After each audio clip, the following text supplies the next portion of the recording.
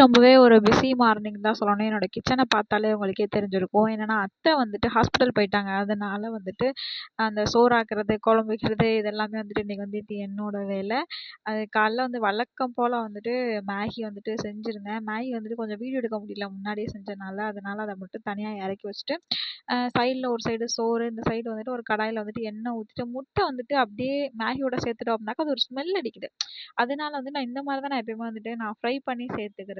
Pepper and salt மட்டும் சேர்த்து இந்த மாரி நம்ம வந்து சேர்த்துக்கலாம். சைடுல வந்துட்டு என்கிட்ட வந்து குட்டி சோத்து பானை தான் இருந்துச்சு. அதனால நான் வந்துட்டு மறுபடியும் நான் வந்துட்டு சோறு வந்துட்டு காய்ச்சிருந்தேன். இந்த மாரி சட்டில நான் ஃபர்ஸ்ட் டைம் காய்ச்சுறேன். அது என்னன்னா தண்ணி மேல கீழ நாலா சைடும் தெறிச்சுட்டே இருந்துச்சு. ரொம்பவே பயமா இருந்துச்சா, இது நம்மனால இறக்கி அத வந்து இது பண்ண முடியாதுன்னு சொல்லிட்டு மாமாவே வந்து வடிச்சுட்டு போயிட்டாங்க.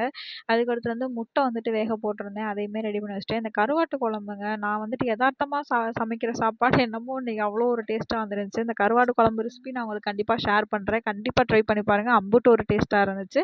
அதுக்கடுத்து சைட் டிஷ்க்கு வந்துட்டு இந்த அப்பளம் வந்துட்டு செஞ்சிருந்தேன். லெமன் சோறுமே சூப்பரா வந்துருச்சுங்க. அதோட ரெசிபியுமே நான் உங்களுக்கு வந்துட்டு நெக்ஸ்ட் வீடியோல வந்துட்டு நான் வந்து ஷேர் பண்றேன்.